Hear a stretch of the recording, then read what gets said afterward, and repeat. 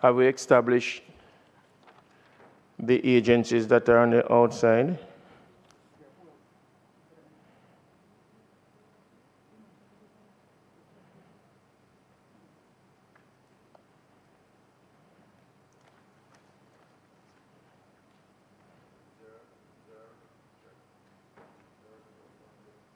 Sorry?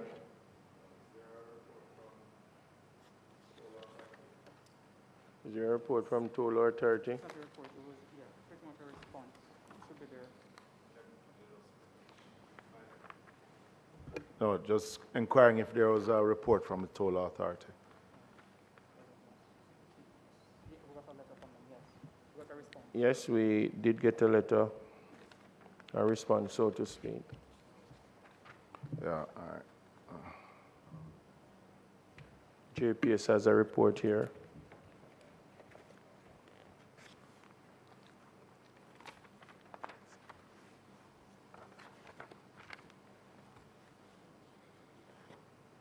Disaster risk management from flow, local hurricane.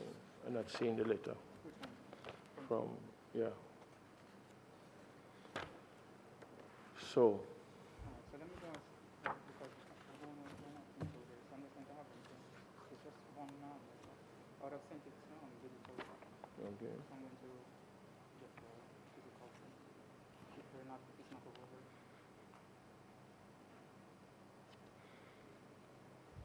You confirm the minutes? Minutes were confirmed. We are now at matters to be discussed, so a request was made to have NEPA. We decided on who we're going to come in first. Members, have we decided? Members, have we decided on So there is Digicel, there's Flow, Digicel Flow, JPS, and we're confirming who is from NEJC.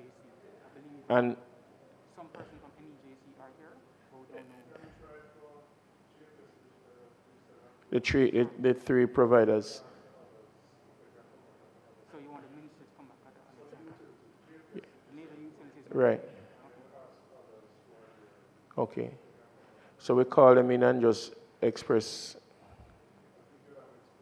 Right. Everybody.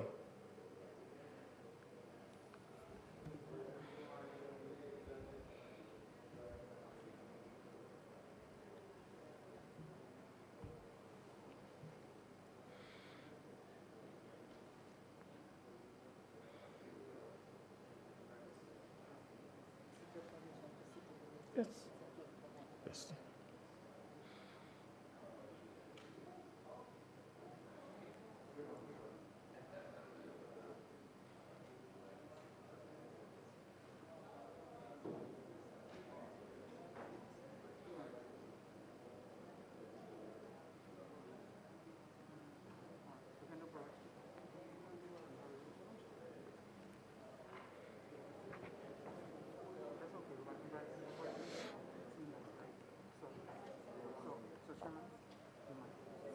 No, sit.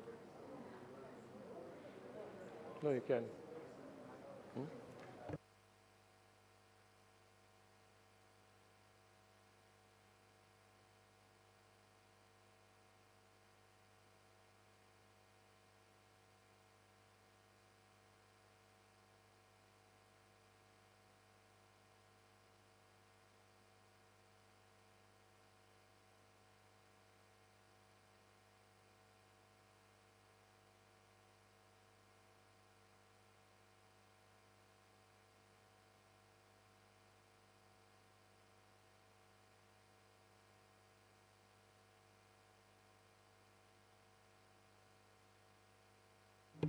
So good morning, everyone. Let me take the time out to welcome each and everyone to the Committee Infrastructure of Parliament. I would want to say I do hope that you had a wonderful Christmas and you rang in the new year with good spirit. It can either be eternal spirit or the spirit that is held within the bottles. But anyone's spirit will do. Just to see. I We have invited you this morning to the infrastructure meeting so that we can get a better understanding, not for ourselves as legislators, but also for John Public just the same. But we are really pressed for time somewhat, and if we are to take each entity, then it would take the better part of the day. We do have a very important meeting at 11, and so for those persons who are coming directly from a ministry, that we are very, very sorry, but we'll ask of you to revisit with us again, and we will only take the providers, JPSCO, Flow, Digicel. And those directly from the ministries, we are very sorry, but we'll just ask that on the request that you will make time for us again. And that is just to appease the situation of the time constraint that we are under. So the three providers, Digicel, Flow, and JPSCO, we'll ask that you remain whilst the ministries, members from the ministry, will be excused from this meeting. All right, so if there are anyone from any one of the ministries here, then you are free to excuse yourself. And so we move right along. We will now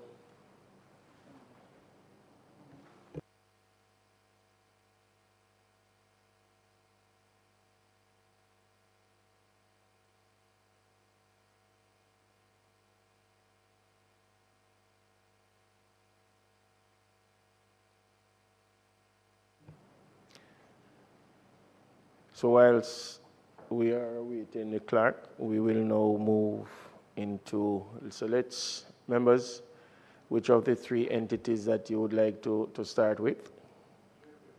JPSCO, all right.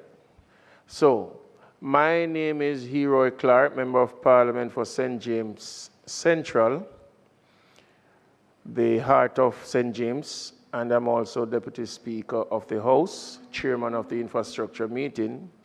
We have member from Manchester Northwest, Mr. Michael Phillips, and member from St. Andrew Southeast, member Julian Robinson. Online, I think Madam Member Nita Garvey and Member Dwight Sibbles is online.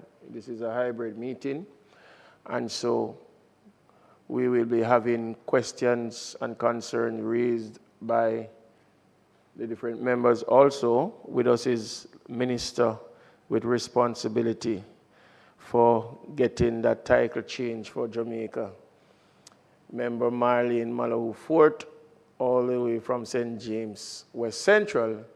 She is not really a part of this committee, but she has our delighted permission to sit with us as she also put a flowery face on this side, because we realize that there are few on this side already.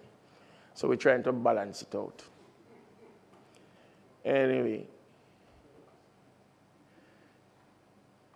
so members, JPSCO is now in the chair, so to speak. I will now ask the persons from JPSCO to introduce themselves and to give their opening statement, opening remark. Good morning, Mr. Chair. Hugh Grant, President and CEO of JPS, and I'm pleased to bring some floral peas on my side also. We have Pia Baker, my Senior Vice President of Customer Experience and Commercial. To my right is Blaine Jarrett, Senior Vice President of Energy Delivery. And next to Pia, we have Leroy Reed, who is a Director for Customer Solutions. And behind me, we have Sam Davis, Director for Government Relations. It's a pleasure to be here this morning to speak in regards to Hurricane Beryl. As this is my first time in this forum, I thought I'd just give you a brief background of myself as I started in the position as President and CEO of JPS August 1st of last year, just 30 days after the passage of Hurricane Beryl through our island. Many have said it has been baptism by fire, and while there is some level of truth to that, more importantly, it afforded me accelerated learning of our energy system here in Jamaica. It afforded me accelerated learning of our people, and it afforded me accelerated learning of, very importantly, the stakeholder landscape here in Jamaica. Prior to returning to Jamaica, I was away for approximately 30 years, and there, 25 of those years, I was actually working at Con Edison of New York, where for over 25 years I worked in the energy industry. There I assumed positions of increasing responsibility, whereby the latter part, and as executive there for several years. Many folks have said to me, why did you come back to Jamaica? And for me, the answer is very simple. I came back to Jamaica to serve. I've had the opportunity to be exposed to working with best-in-class energy systems, and has always committed to coming back and making a difference to the energy industry and infrastructure here in Jamaica. Also, while at Con Edison, I've worked a lot in regards to emergency response, leading some large-scale emergencies. One that comes top of mind is Superstorm Sandy in 2012, whereby there in New York, over 1 million customers were impacted. At that particular time, I was a critical part of that restoration, as I was general manager for the transmission operations there, and we had to restore downtown Manhattan, the stock exchange, in short order. So I've had some exposure into what does it look like in terms of working with best-in-class energy systems and having timely and proper response to disasters and hurricane. The one thing I would say here is the team here at JPS is committed to safe, reliable, resilient delivery of energy system. We are quite mindful that there are opportunities for improvement, and we'll get into that some more. But since I've been here, I've seen nothing short of a committed team to deliver on this particular promise. As I think about Hurricane Beryl, and I think about its impact, a few things come top of mind. One is climate change and its impact. We're seeing more frequent adverse weather, we're seeing more severe adverse weather, and we're seeing more extended durations for these adverse weather. Now, we have to think in terms of what does that mean for us as an energy provider. One big thing that's the center of my leadership, and you'll hear more of, is really resiliency, and building out our resiliency as an energy utility so that we can have a better response to these adverse conditions. And you'll hear more in terms of what does that particular thing look like. We're also being mindful that there is also a greater dependency on energy systems, whereby we have a more customer-centric lifestyle around energy. And Beryl taught us that very quickly, that there's a very short appetite or very little appetite for extended duration outages. So we now have to internalize that and have it inform our actions going forward, as we now realize that we have an elevated role to play in terms of this great nation to deliver on what we have to deliver on. The other thing that I think about Beryl is I think about the fact that the hurricane, being a Category 4 hurricane, was beyond the design criteria of our electric grid. Our grid is designed for a Category 3 hurricane, and in several areas in Jamaica, we got a Category 4 hurricane. Now, what that means is, once you're having conditions that exceed your grid design, you're now thinking about a rebuild and not necessarily restoration, and what does a rebuild look like? We've seen examples of that in St. Elizabeth, and you'll hear more from Blaine. The other opportunity I will say that stands top of mind for me is there's an opportunity for us as a utility to have much stronger stakeholder engagement with the parish councils, with the municipalities, and with the various disaster committees, to have that perspective, that color, that input into our disaster plans before a hurricane, to have it inform us in terms of how are we going to respond, how are we going to prioritize, how are we going to engage, and how are we going to communicate. Those are a few things that are top of mind. I'll now hand over to Blaine Jarrett, who's going to speak to a little bit more specifics, and I'll be back towards the end to close in terms of the lessons learned and a way forward. And we're quite mindful of the time and the time constraint that you mentioned, so we'll accelerate things from there. Go ahead, Blaine. Thank you. Thanks. Thanks, you. Sorry, press your mic again. Go ahead. Yeah, thanks, you. Good morning, committee. So I just want to look at the question, how did we prepare for Berry? I think that's a question that a lot of Jamaicans have been asking, and I just want to kind of explain to you what is our process, how we went about preparing. But before I get into the details, there are three key points I want to raise. One, that our preparation started immediately in 2023 after the 2020 hurricane season. That means in November, we started to look at the lessons learned from that season, and we started our preparation.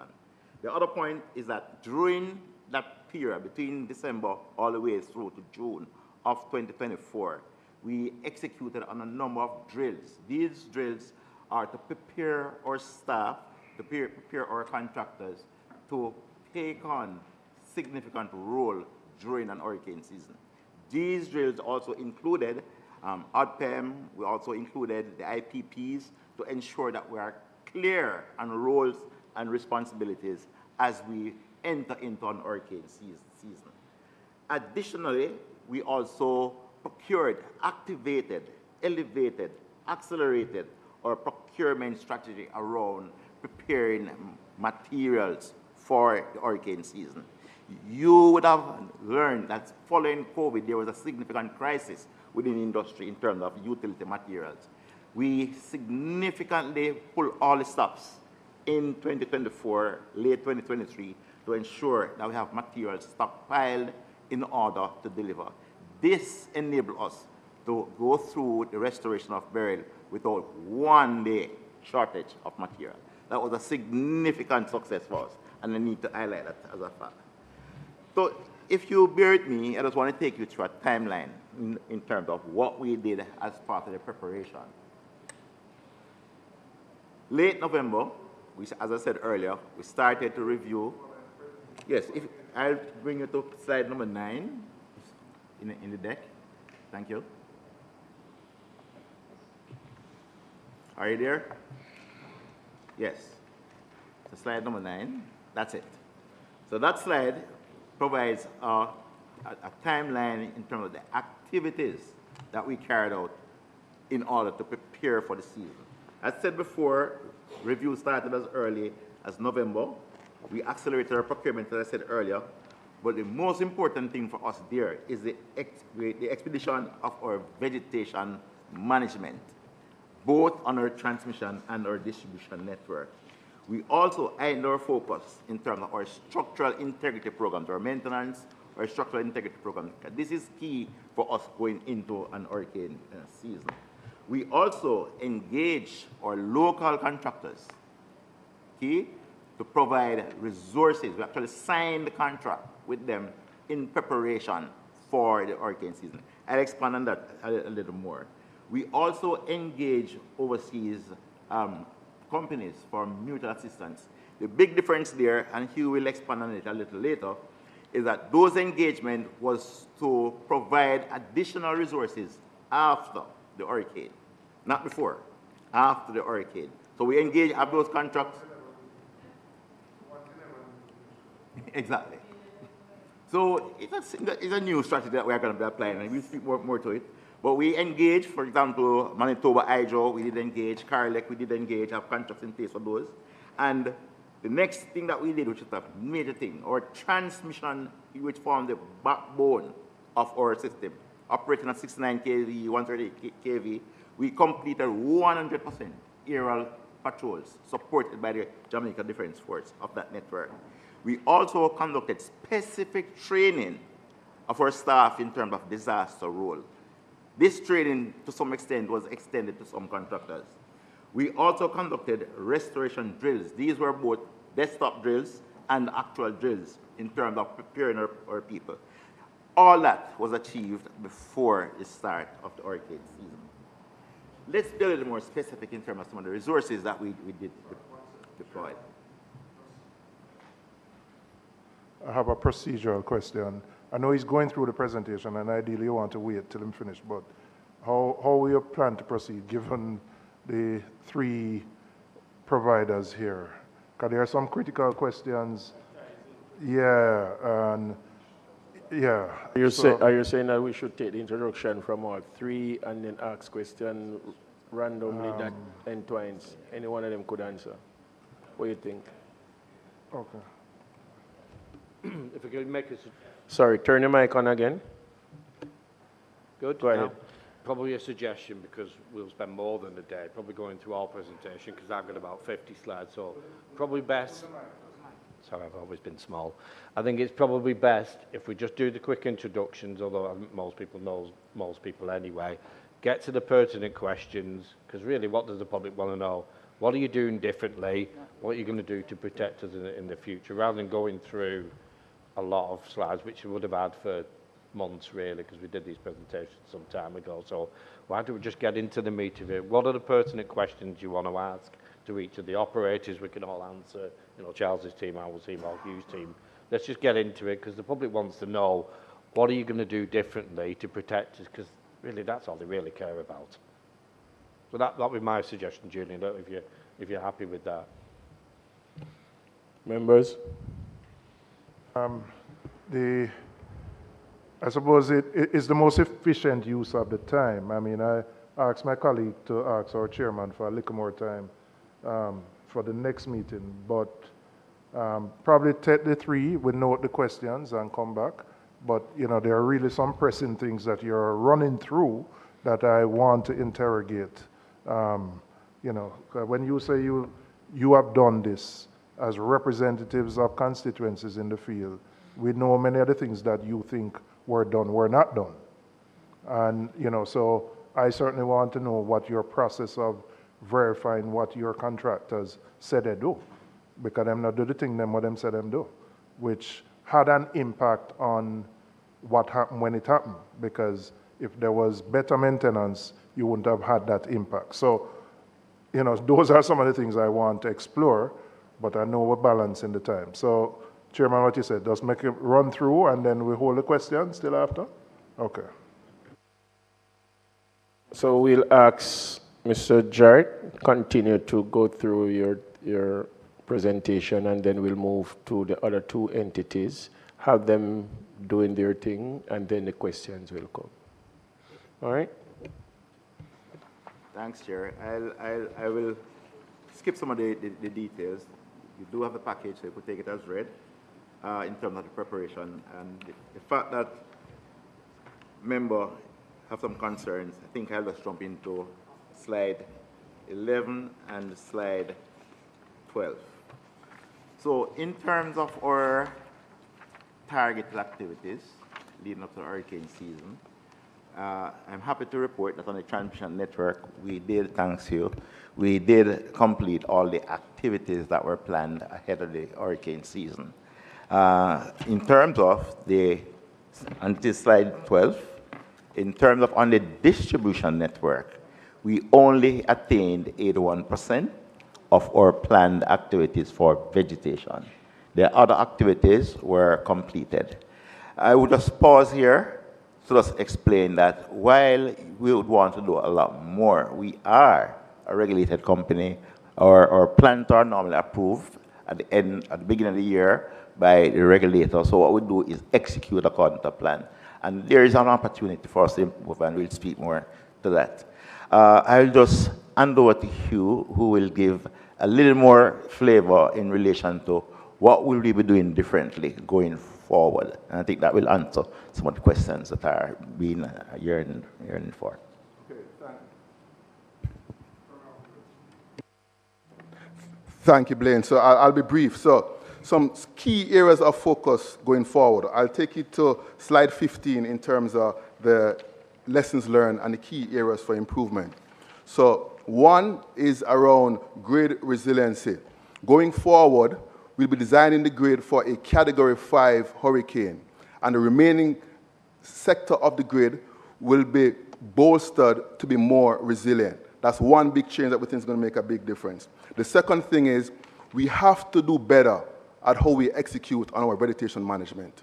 You heard why Blaine said that was short in some of the expectations, and we are already doing better. One of the things that we have done is we have streamlined the amount of vegetation contractors to fewer contractors, higher tier contractors with more capabilities, and we have additional oversight in terms of quality to execute on vegetation management. The other thing that we'll be focused on going forward is the response capability and availability of resources. You heard Blaine mention that there was some engagement around some overseas help, but the philosophy, frankly, was to bring in help after the hurricane. That has no change. The philosophy going forward is have retainer contracts in place with overseas resources and have boots on the ground prior to the arrival of hurricane so that we can get off to a safe and timely start, and frankly, that is best in class that I've done and I've seen in New York as we execute on our emergency response. We think that's going to be a game changer. The other big thing is we have reviewed and revised our incident command structure to make it more autonomous, where you have clear roles and responsibility, and one big change there is to put a liaison arm in the incident command structure to interact and interface with the communities, the municipalities, the representatives for the various constituents, the OUR, and also government, and bring that color into the incident command to help prioritize the response. The other big thing that that particular liaison arm is doing is dedicated to our telecom providers, the Digicels and Flow of the world, so you also have the priority into the restoration from their perspective to help with timely restoration of our telecom system as best as possible. The other component is the National Water Commission, to have an input there also, to have that coming in. This is something that, frankly, we did 4 months later with the passage of Raphael, and we saw a significant improvement in terms of the priorities, the response, and the overall engagement. The other thing that we'll be looking to do is really enhance our stakeholder engagement. I just can't say enough in terms of how much there is an opportunity for us to improve there. The good news is we're already doing a lot of this, and we'll continue to build on that. And that, again, means bringing in the perspectives of the municipalities, bringing in the perspective of the disaster committees for the various parish councils into our incident command and into our preparation. What do I mean by that? You may have a community center that is out of power, but is a critical place for the communities in terms of providing disaster relief. We need to have that input into our incident command and our response so it can inform us to prioritize that, as by getting that particular community center back, it would bring relief to that community until overall restoration can be completed. That is extremely important, and I think will make a big difference. As we speak about the customer, we also know that having volatility in the bills and a bill increase during or after a hurricane is a no-no. So we are working with the relevant authorities to partner to develop a mechanism to develop a more customer-centric approach with our billing.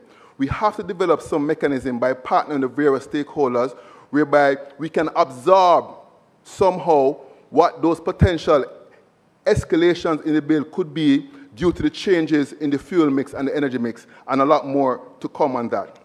And then lastly, I would say another big ticket item is just stronger partnership with our telecom providers to understand their lens, understand their views, and also strengthen our systems to better deliver on that. I know I went at a pretty quick pace there, but I'm trying to be respectful of the other parties and give them an opportunity to share their window. But those are some of the fundamental things that we will be doing. Many we have already done, and we're already seeing the benefits, and we think we're only going to go stronger going forward.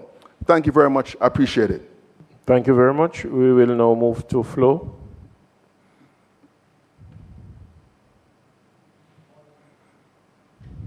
Committee Chair, Mr. Clark, committee members, Mr. Phillips, Mr. Robinson, and Mrs. Mallow-Ford.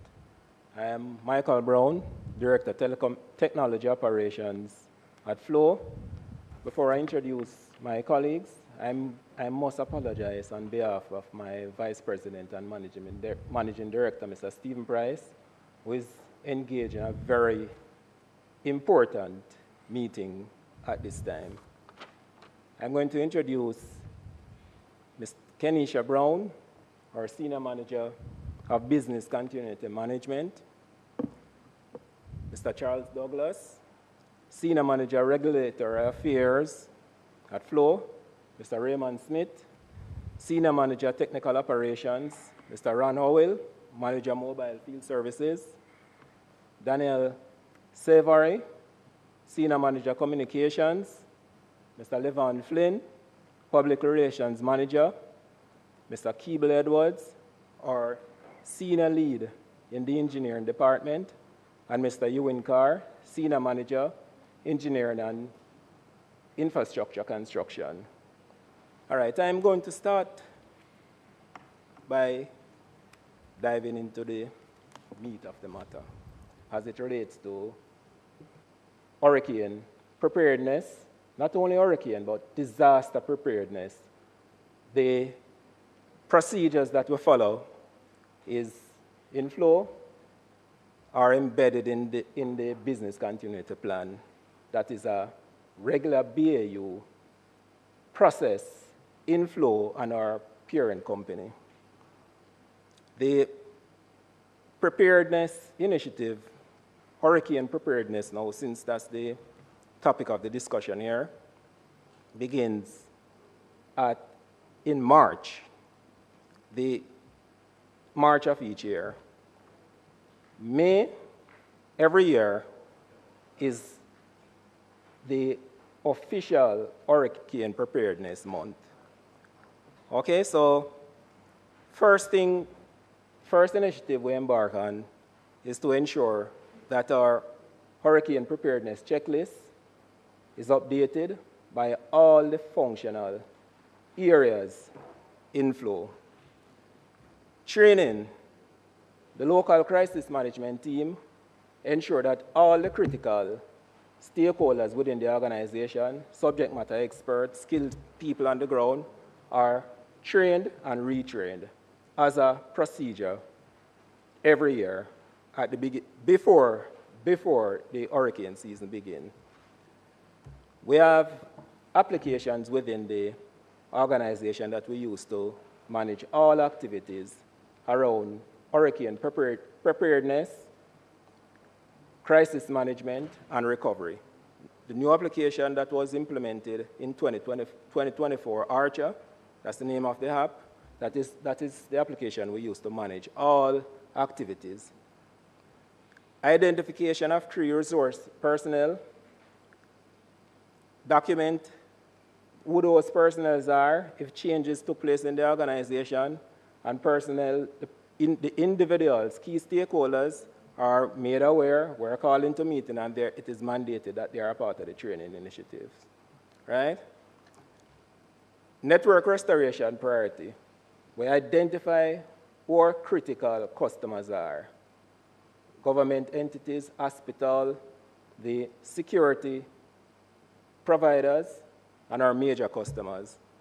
Those customers with the related services are clearly identified. We flag them, and we have engagements with the account managers have engagements with those, the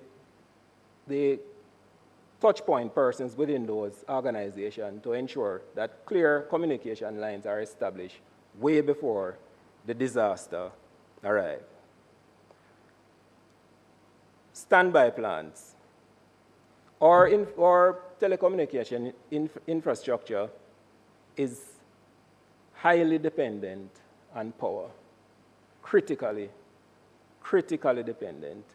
So based on learnings from the past, the last hurricane season in 2024, we identified several sites that needed generators, mobile site that is, and fixed locations. We engage our suppliers and we procure generators to replace those that were vandalized and stolen prior to 2024 hurricane season, and we continue to do so.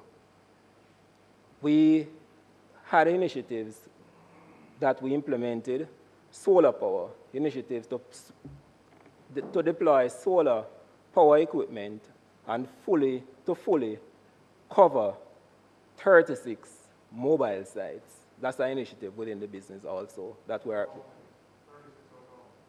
36 of 784. Right. That is the mobile, fully covered by mobile.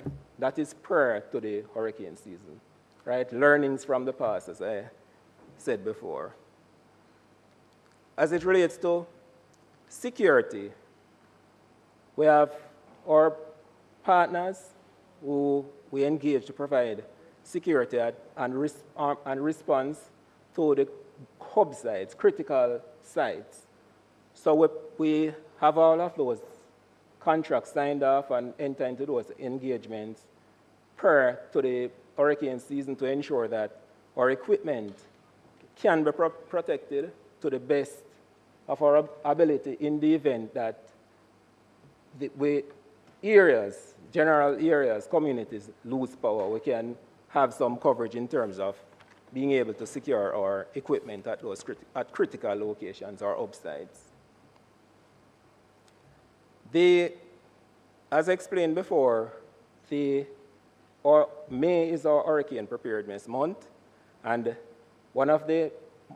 one very important activity that we embark on an annual basis is the hurricane simulation. So we have a hurricane simulation where the regional team is involved. We have name stamps and track those name stamps in the simulation, activate all of our emergency responses. All stakeholders are involved from in-house to the technicians in the field to ensure that those dry run in the event that we are impacted by a hurricane, persons will respond and know what to do and how to respond. That's a standard procedure. All right, so I'm going to move to slide 6. I made mention of the power supply, how we support our network, power, and training and communication. Communication involves both internal and external stakeholders, and regional also, because we are supported by our regional partners in terms of having redundant telecommunication equipment and standby.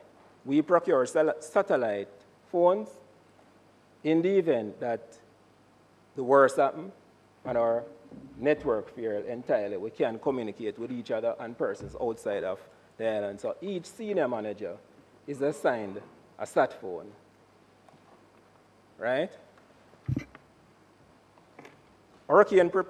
I'm moving to slide 7.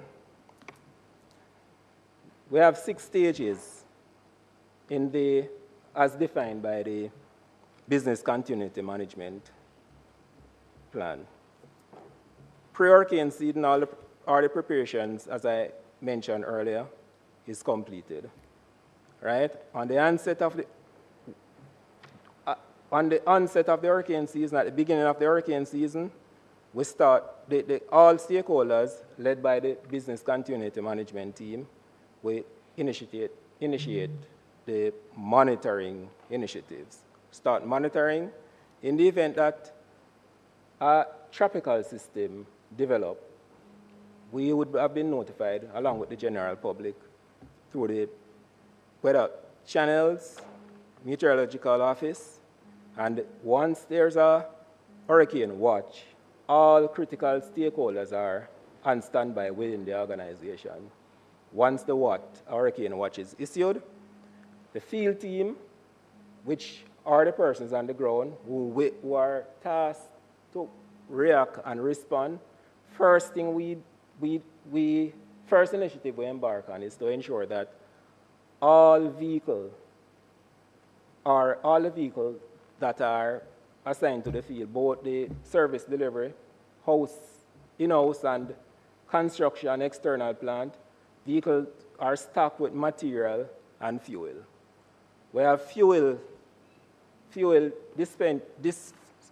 specified areas or specified sites that fuel is dispensed from, all of those sites are fully, the tanks are fully equipped, full to capacity to ensure that they are, if we have a major impact, we can sustain ourselves until the fuel stations are back up and running. So that's a standard procedure. We have 5 sites across the island.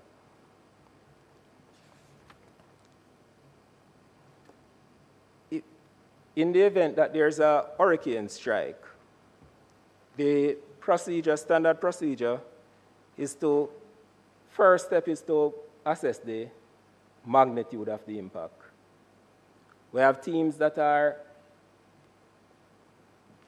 dispatched across the island to do the site visits and assessments at the point when the all clear is given. First, we wait on the all clear from the ODPM before we venture out.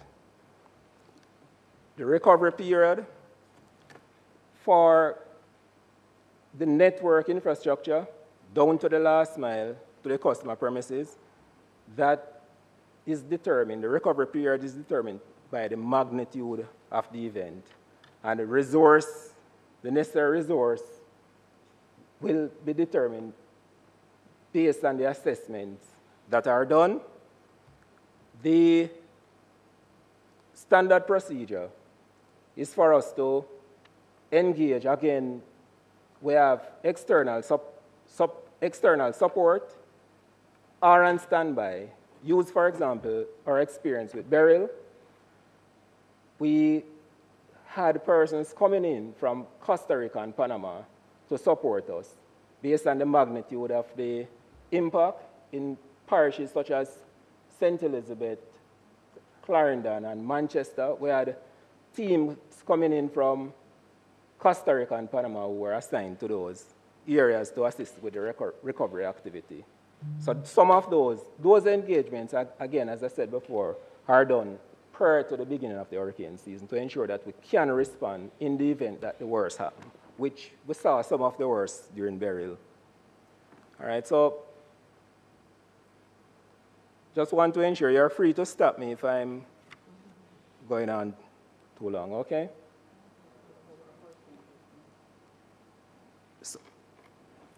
So this is how we are, in terms of us securing the infrastructure, which I think it's central to the engagement here, what we have been doing. Based on design, our transport network is outside, and the last mile to the customer is also outside. So traditionally, we have the transport network, or major fibers,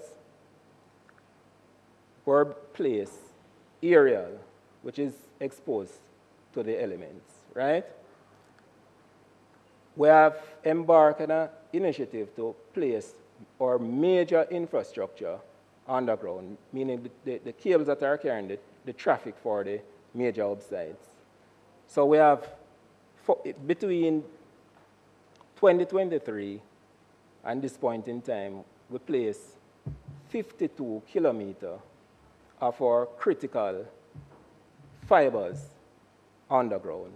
And we have plans, we're embarking on a plan now to place 172 kilometers underground to ensure that we can, for the network to be more resilient. So that is a major step that we're embarking on to secure our infrastructure, to ensure that we can survive a disaster, a hurricane to be exact.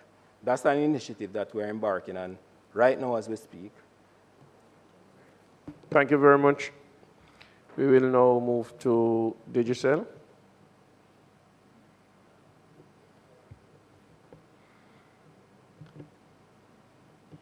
Can you hear me okay? Yeah. Excuse me. Morning, Mr. Chairman, morning, Minister and members of Parliament.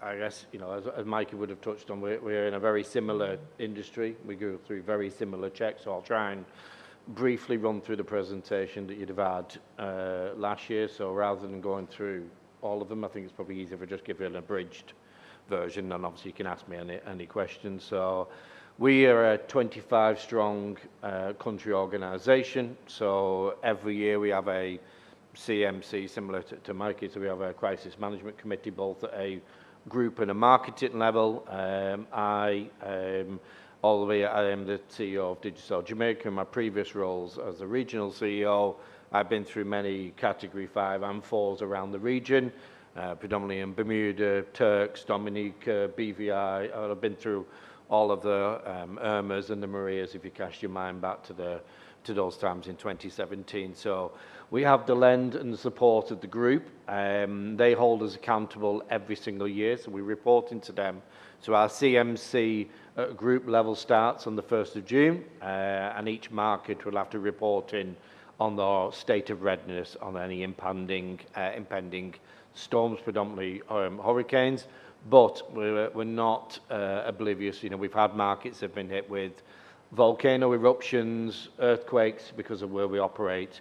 Geographically, we're not just susceptible to hurricanes. So we're pretty well versed at dealing with crisis, and I think that, you know, that will be testament. I brought some of my team here with me. So Anthony Barrows is my head of all of the engineering, Bjorn Reynolds, our CTIO, and behind me my colleague Colin Alcott is our Director of Legal and Regulatory Affairs.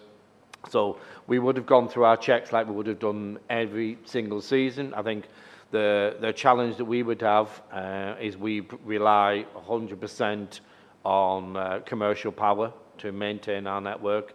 We do have generators, but generators, as anybody would know, are not meant to run 24/7 on endless time. So we, and I think through Anthony and Bjorn's guys, we learned very quickly how to become a mass fueling depot, and we positioned hub sites all across the country to do mini fueling, so we rely on that for our generators. What are we doing differently about that? I'll touch on that very briefly. So we are closing an RFP similar to what Mikey talked about in terms of solar. So we will be appointing a solar power generation to our network, so that will go out. That's almost closed, that RFP anyway, so they'll start deploying that soon, because that's one thing we can't, you know, as you can imagine, the manpower to try and service, stop theft, we can talk about that in a minute, but certainly to service generators 24/7 and fueling is a huge operation. We have a strong arm in Jamaica, so whilst we have the support of the group, I mean, I employ 1,000 people directly in the Jamaica business. We also have another 700 because we have our head office here in Jamaica as well. And then we have about 1,000 contractors who support us every single day on both our mobile and fibre IP networks that we run across Jamaica as well. So we are pretty well averse to dealing with outages because they happen every single day of the week. That's not either intentionally or unplanned, I think it would be the phrase. So that is something that we're used to dealing with. But we're not used to dealing with 24/7 weeks and months on end to do that. So, you know, we had to take some choices. We have to make some investment, and the business, the group is committed to Jamaica a significant investment in solar to support that regeneration if, you know, heaven forbid we get hit by another hurricane or an earthquake, you know, that can happen here in Jamaica as well. I think the other thing I want to touch on, which you talked about, is the collaboration. You know, so, you know, I would have been at the cabinet meeting, I think we had a couple of weeks afterwards, and I think one thing that we collaboratively set up just before Hugh was in, with Blaine and Pierre and obviously Stephen and Charles, is we set up, and also our colleagues at NWA and NWC, we have a very simple WhatsApp group, which is still in existence. We've not had that before. Whilst it might seem simple in itself, it enabled us, Anthony, to speak to Blaine instantly. Where do we need to go? Where are the priorities? Flow, is this your cable down? Can we easily identify it? I think that helped dramatically, as well as it seems very simple. It really helps in that communication and collaboration, and myself and Hugh obviously just touched on it before we came in here. I think that's a real opportunity for us to really beef that up with ODPEM and all of the Quango bodies that, from a government perspective, and that's also really important. But the other piece I want to also touch on is the foundation work, you know, collaboratively with Pierre, myself, Stephen, and the whole of the Flow team. we were on the ground trying to help our customers and our family, in particular in St Elizabeth, South Manchester, also as well, and and Central Manchester as well. I think that's critical, that work, and I don't want that to go unnoticed, because I think we responded as a collective. We put away any differences of commercial differences or whatever it was. We delivered about 3,000 care packages, going and checking on people, tarpaulins, because unfortunately seeing the state of people's roofs past the hurricane, it brought back a lot of not so great memories for myself of being through these things. And I think collaboratively, we all pulled together, and certainly had some great support from Minister Vaz as well, obviously with telecoms being in his remit as well. So I think there's a huge amount of work that went on. From a customer perspective, we didn't wait for a customer to contact us. I talked about this at the cabinet meeting. We proactively contacted the customers. We gave them care packages. Those who couldn't use plans, as soon as their network lit back up again, they got a free plan to rebate them. They couldn't use their postpaid bill, they couldn't use their fixed bill. All of that we did proactively, because I think that was really important, that we didn't wait. We didn't wait for somebody to post something on X or Instagram, to say this or that. And I think that was a really important piece of communication that we did with our customers, that we've got you, and that we really care. And I think we really went a long way to enable some faith in our customers when they're feeling at the potentially the lowest. In particular, I think about the people in Parity, and all around St Elizabeth, who really got hit very hard. So I think those are very critical. I think the theft piece, we talked about it at the cabinet meeting, and all the PMs committed, and it's something that's been on the table for many, many years, around the penal penalties for damaging critical infrastructure. I'll give two examples if I can. One of our biggest parishes and big hub sites in St Anne's, they drained the tank, so no fuel in that tank, no service at all available for those customers at all whatsoever. And obviously, from a customer's perspective, they don't care, they just want to blame Digicel, and I get it. But that, we need to do more as a country. And then Spanish Town, so they, Anthony's put in a lot of measures to make it as difficult as possible. And unfortunately, that frustration played out. They basically ripped the infrastructure to bits. And I messaged the commissioner at the time, because I needed to get a message to all of his officers in there and find a way to communicate them. That just so as we're going to have to spend a lot of time restoring Spanish Town.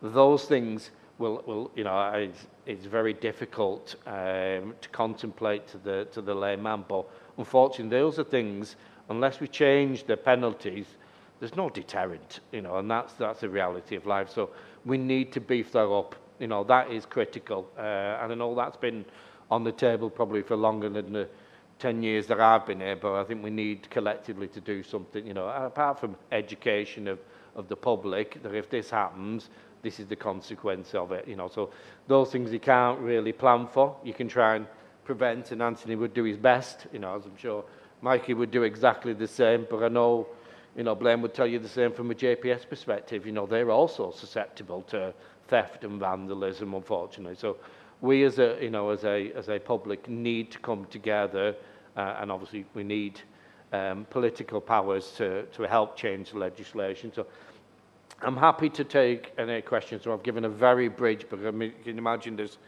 a lot of slides, in terms of what we do. Whilst I don't treat these things necessarily as BAU, because you need to deal with them live, and obviously I've been through many of these things.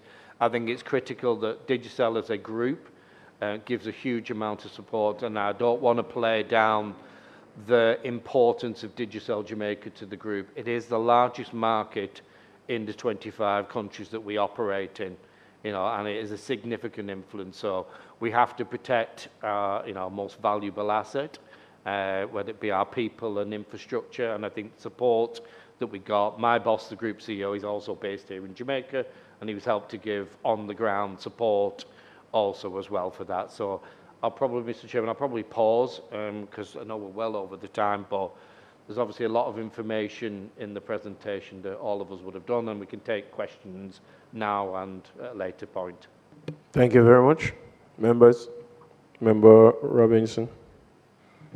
Chairman, to a significant degree for the two telecoms providers, their ability to respond in a crisis is significantly dependent on access to power. So I'm pleased to hear of the plans to incorporate solar.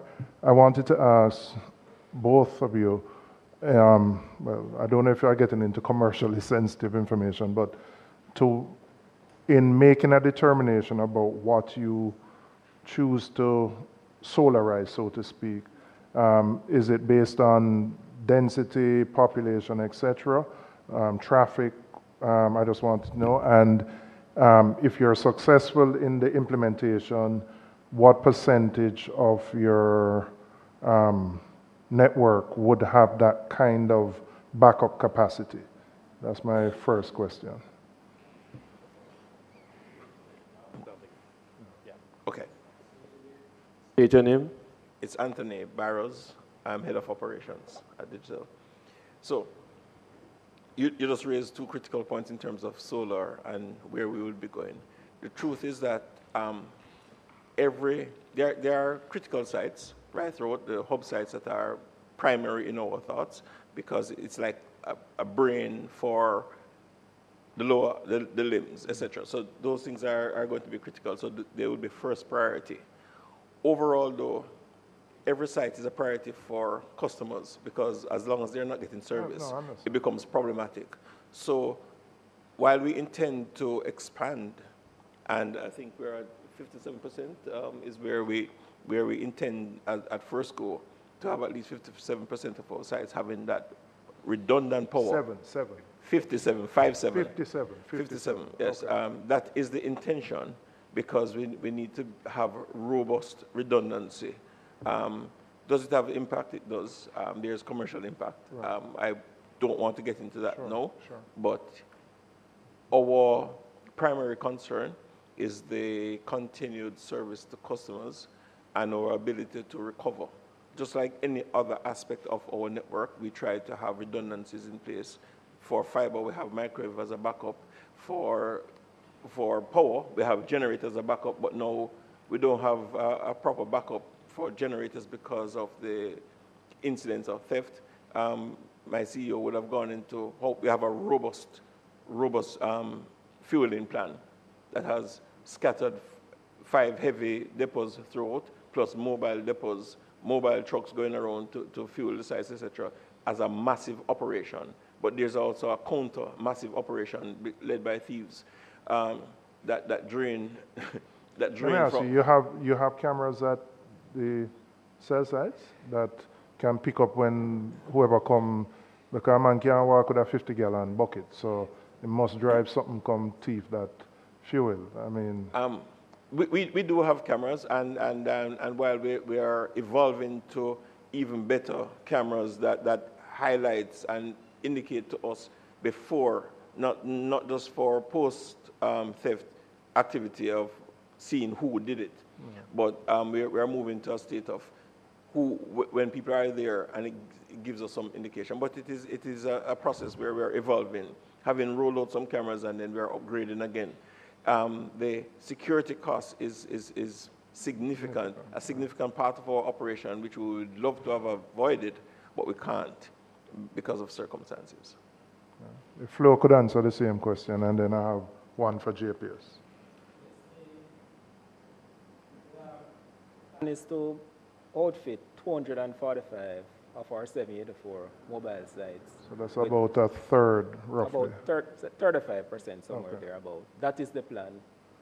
As I explained earlier, pre-hurricane, we had 36 sites that were covered by the solar. We moved up to 46, right? After the storms, up to about a week ago, we called 46. However, 8 were vandalized. 8 of the solar systems were vandalized. Panels and all of these things. So meaning them thief the panel them? Yes, they stole the panels. And I mentioned in preparation for the hurricane, we engaged security personnel to be placed at some locations, but because of the cost, we couldn't sustain that. Right. And as it relates to cameras, most of our sites are not covered by cameras. And that's another cost, because response, right? So security is an issue, and I'm going to align with Anthony and team. It is a major concern for us. Okay. All right, shifting a little bit, CEO, you had indicated that you plan to improve your capabilities to withstand Category 5 hurricanes, and that's a good thing, but I understand and I know that will require significant capital expenditures, and so I wanted to understand time frame, and although it's not directly your responsibility, the impact that is likely going to be having on your customers with that, whatever that expenditure is that you're going to be undertaking. Thanks for that. Can you hear me? Yeah. Right, no, great question. So in terms of time frame, the key thing is that's with new designs and new build going forward. And anywhere also that we have actually done a rebuild. For example, in St. Elizabeth, in areas whereby we did a rebuild that was operated to withstand a Category 5 hurricane. Other newer line extensions and build out will be for Category 5. We made an ask in our rate case to have an incremental increase in terms of our overall portfolio to afford us the opportunity to do that. In regards to the remainder of the grid, there we're doing resiliency and building out a resiliency portfolio across the energy system. That is also something that we have engaged the regulator around in terms of dialogue. And what does resiliency look like?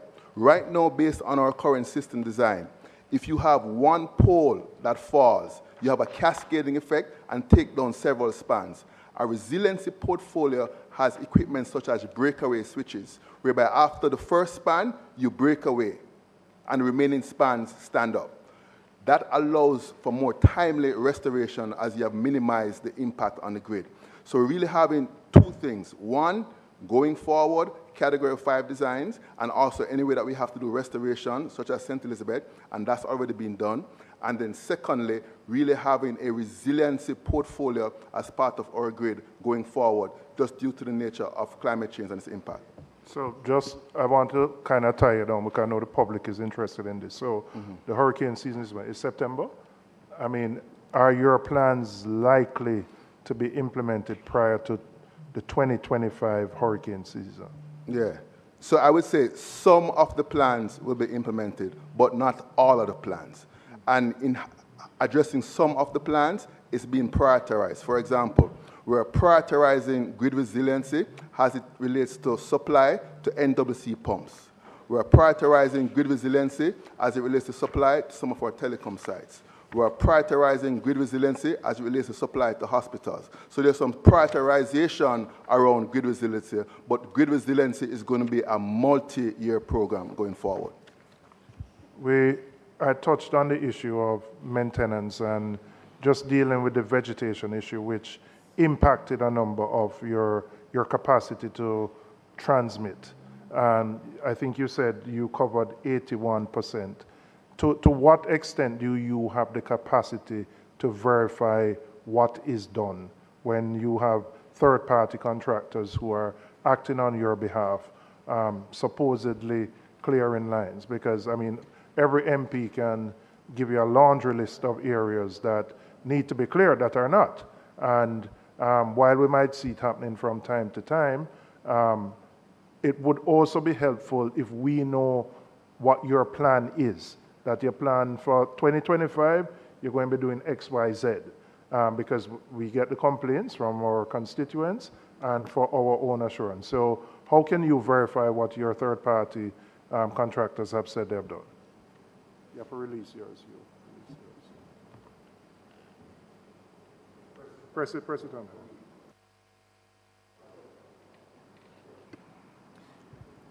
So we, for sure, know that vegetation management has been a challenge. We have seen the impact, and as it relates to our ability to inspect, there are varying methods that we are currently utilizing. We use our teams in the field to validate before payments are made. We utilize drones to give us some aerial photo for those areas that are being targeted. And we also very recently acquired satellite technology by the name of AI Dash that we are now employing across the grid to get better data in terms of the status of the vegetation and also to allow us to see the before and after. So we are now utilizing that. But notwithstanding that, the biggest challenge for us is the increased cycles that are required based on the level of rainfall. The current level of rainfall is very, very high, and we are not pushing at a frequency to manage that. For 2025, we're going to be increasing that level of vegetation. And the third thing that we're doing is we're going to be employing tier 1 contractors with greater capabilities. The existing contractors, we do have a challenge there with their capabilities, and we are right now in the market engaging firms that have greater capabilities. 2025, we are going to be pushing very hard on it. We will not achieve all that we want to achieve in 2025, but we are making a change in our approach, a change in the frequency, and a change in terms of the quality of the contractors that we utilize. Quality, yes.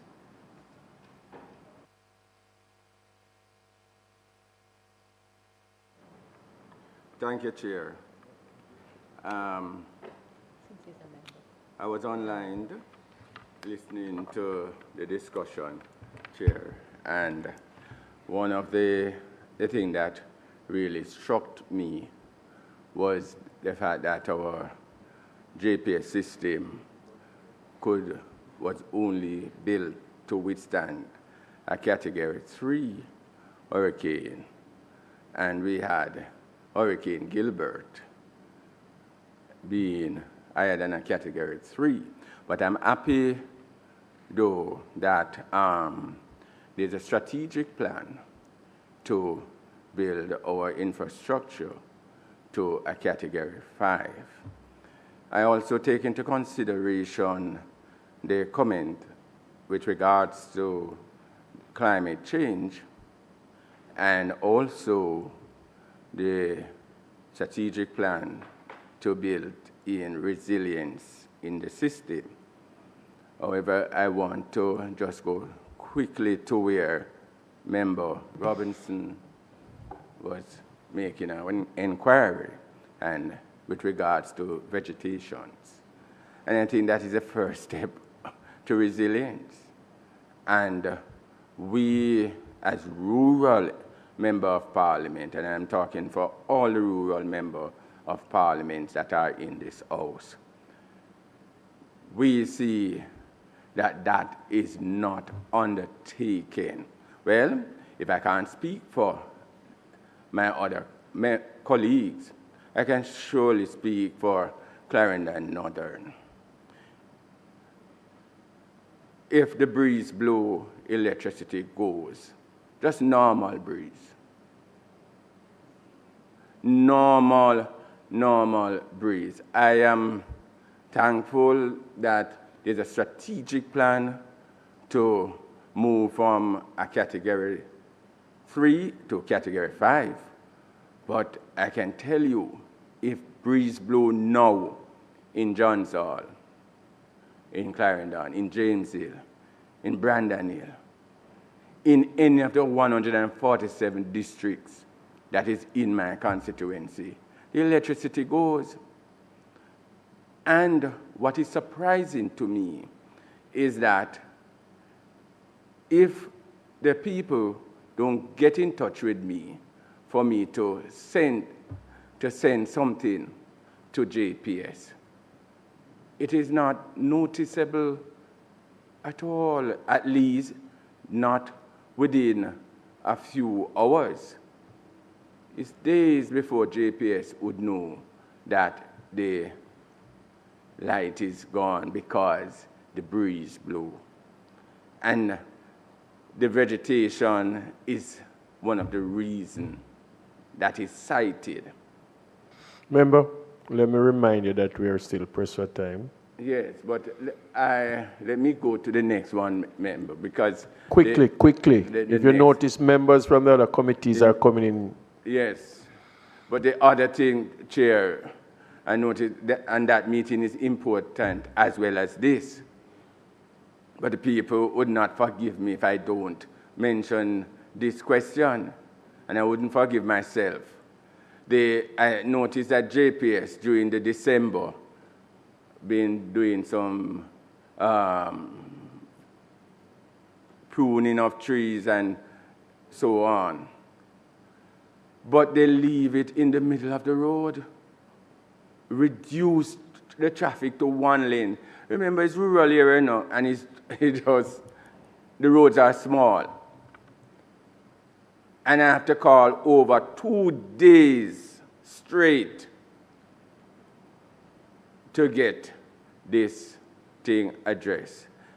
I just want JPS to address, how is it that you are going to handle these parochial, simple things for us, the people of this country, to trust you to handle moving from a Category 3 infrastructure to a Category 5. Thank you. Thank you, member. Our guest member. Thank you, Chairman. New Year's greetings to everyone. Please do not underestimate how important having you coming before a parliamentary committee to answer questions and provide information is. All our proceedings are televised, and whether you believe it or not, members of the public tune in and they see and listen. I'd like to give a general commendation to each group, JPS, Flow, Digicel, for the responsiveness that was shown during Hurricane Beryl. By and large, I think that notwithstanding room for improvement, it was a good response. And we are all now in the aftermath learning lessons. And we have to demonstrate that we have learned the lessons by actually doing differently. What is characteristic of the nation is crisis mode. We are not in a place where we understand routine maintenance, routine work. And so when I think about solutions, I think about systems. Because a lot of the gaps that you have identified and the key takeaway, had the systems been working differently, the challenges would be less. I don't think we will ever get to a stage where we're challenge-free. So the issue of the vegetation is one that is visible to the people. There are aspects of your maintenance and routine work that you do that the people can't see. And you will explain it, you will explain the cost. They can only feel it in terms of the quality of the service. But the parts that are seen by them are the parts that bring us under pressure. And I only belabor to underscore the critical importance of the routine maintenance of the lines that transmit. When I drove across Western Jamaica and I saw what appears to my untrained eye, the connection between the vegetation on the line, the uncut trees, and the downlines, it told its own story. And then I hear the other service providers say that they piggyback on the JPS in many cases, and so everything is impacted. So I'm adding my voice to say that this is something that has to be done differently. And then the holding to account of those who do the work. So what I find very, very often at the high level of the institution, you have the standards that are set. And if we interact with you as we do at the cabinet at the parliamentary level, there is hardly room for disagreement because you understand it, you get it, but it doesn't go down to the end. Right across the island, there are good managers, responsive managers. I know there are some in St. James. You call and you get. But here's the thing. It shouldn't take the Member of Parliament to be calling at the highest level to get the response. I don't find that to be the kind of system that I want, because none of you will have the temerity of not responding to us at this level. You do. Routinely, you come to cabinet, you answer the questions, you get summoned, you're called. But what is missing is how it goes right down to the ground where the people are impacted. So as we learn and we take stock, I really want to ask that that be communicated and that we almost begin afresh to let the ecosystem in the organization understand that foundation matters, not just the top. Because if the foundation is shaky, the top is not going to hold. The other matter that I hear repeatedly, and though it could be regarded as a separate matter, it is still connected. So I heard Flo saying the priority with the hospitals and all of that. But here is it now, the hospitals are staffed by ordinary people, right? So there has to be a connection between the connectivity of those who discharge the functions in the hospital and not just the entity of the hospital itself. And I think the same is true. So here is something that you may not wish to hear, but I feel duty-bound to bring, not JPS yet, I come into JPS, the service providers. The prepaid system allows you to collect upfront revenue for services not yet consumed. Upfront. That is one of the benefit of a prepaid model, and JPS has taken it on in an attempt to deal with the illegal abstraction of electricity. But the people are saying that they believe, this is, I'm communicating it to you how it has been given to me, that the disappearance of their credit, monthly unused credit, is really not a demonstration of a commitment to them. So I hear that you may require revenues to maintain the connection of a customer. But I wonder if there is some place in your corporate arrangements to rethink the taking away of the credit of your prepaid customer on a monthly basis entirely. I'm assuming that what is reported to me is so. I myself, I'm not a prepaid customer, but I have, as part of my research, in order to gain a better understanding of the problem raised with me, I've observed it, and it is true.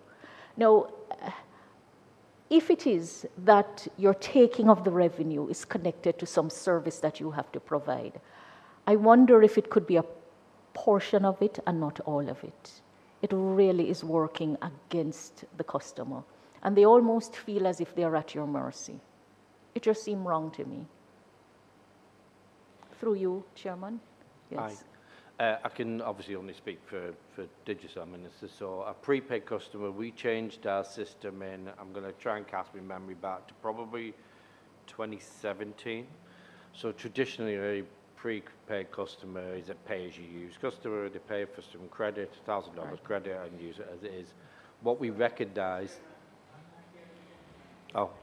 Just put the mic closer. Please speak directly into the mic so that Hansard is... Can you hear me okay? Right, perfect. yes. Apologies. Sorry for that. We recognise some of the statements, albeit I use some slightly different, Jamaican slang, teething credit would be the thing that would be, I've practiced that for 10 years, so thank you. So clearly we recognise that, so we made a change. Yeah. So we block anybody using the prepaid phone accidentally from a data perspective. It's data. Because if I make a voice call to you, I've intended to make a voice call to you. I don't generally make an accidental call. I apologise if I have done, but I'm sure I didn't. But data is running in the background constantly, so we blocked pay-as-you-use data, so that stopped the thieving of the credit. So Not unique to Jamaica, across all of our markets we did and deployed that en masse because we recognise very poor customer experience. Not everybody understands, well, that app might be refreshing in the background, might not need to know where to find it, and the systems to stop it refreshing. So unless you purchase a bundle of data, which you've paid up front for, so about, I don't know, 60% of our customers buy a data plan. They use it as they intended to. But the critical people, which you're talking about, and probably the ones who are most vulnerable in terms of a cost-sensitive perspective, we blocked that. I think, I'm trying to remember, it's probably about 2017 or 16, something like that. So we don't have that in our prepaid system. Okay. All right, what we'll do, we'll take the response from Flo on the same concern, and we will have to wrap up at that time. Flo? Yeah, thank you, Minister, for your question. Just a couple of points. One, in the disasters. My name is Charles Douglas. Charles Douglas from Flo. A couple of points. So during the disaster, we have a policy where we provide rebates for unused credit and, you know, are very lenient with customers.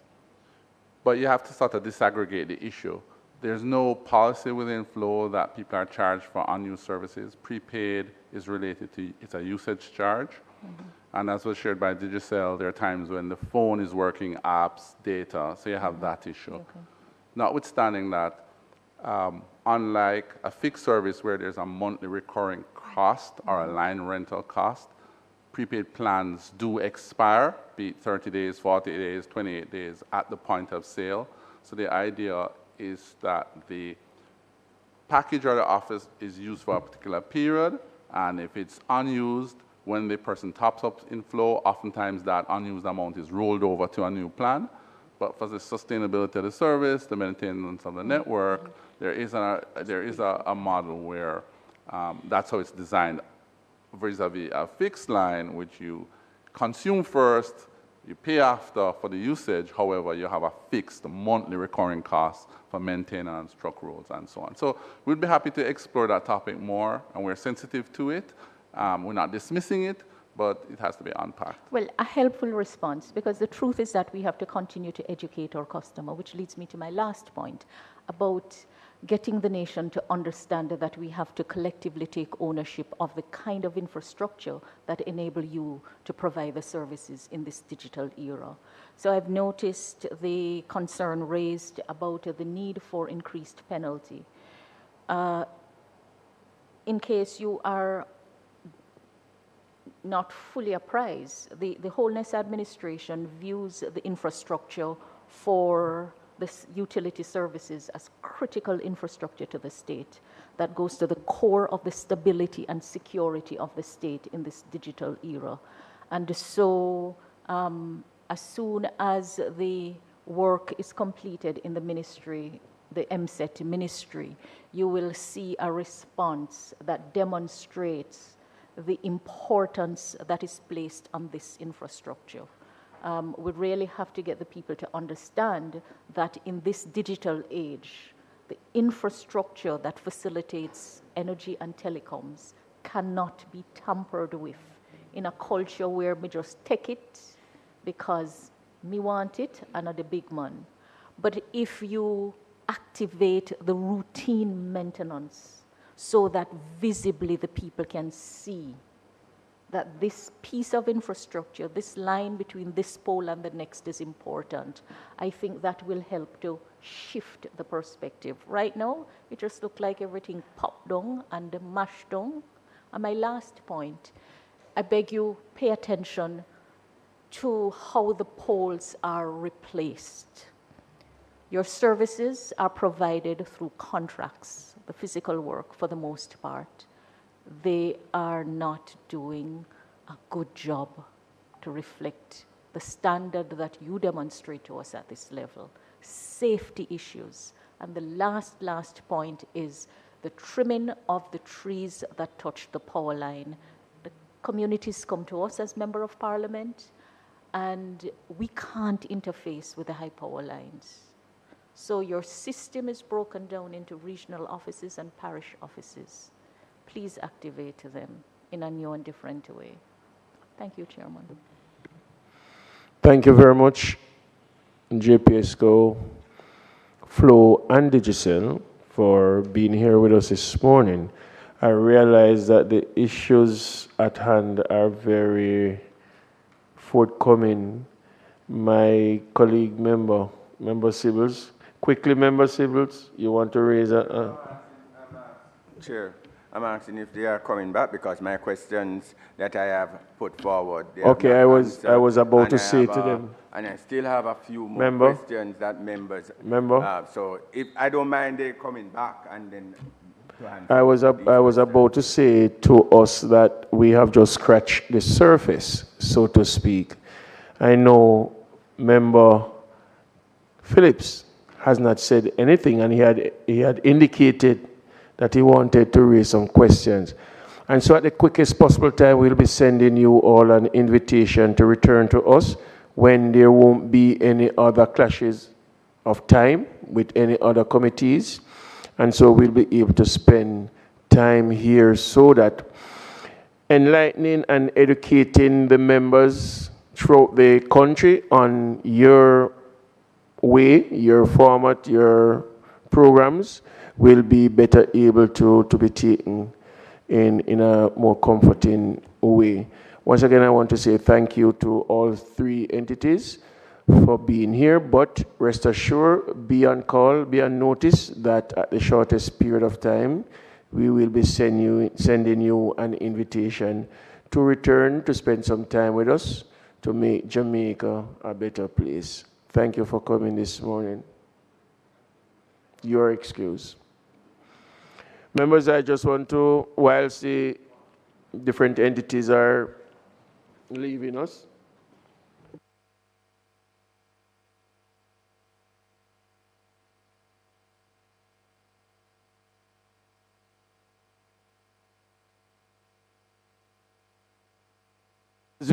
members, we are not through.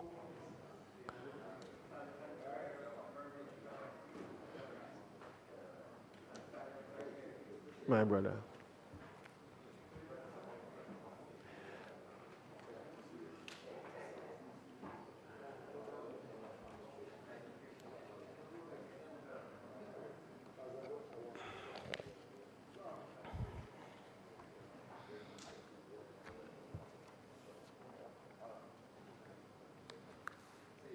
So,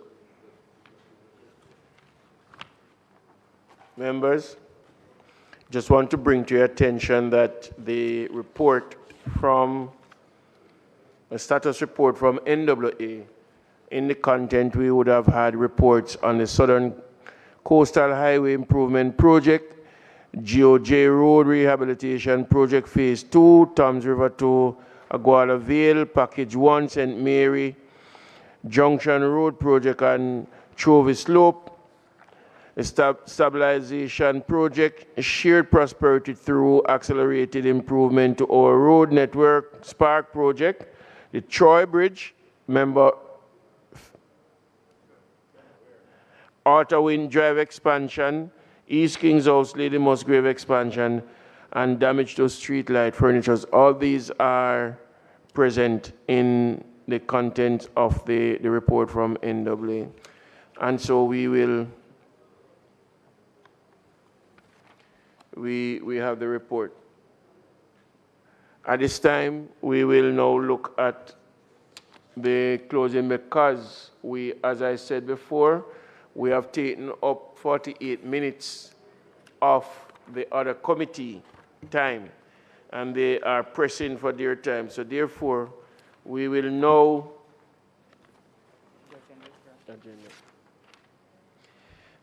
say if there's any other business. At this time, there is none.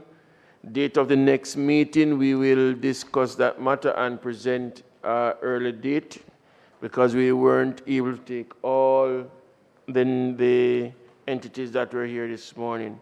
So if there is nothing else at this time, the meeting stand adjourned. Sorry.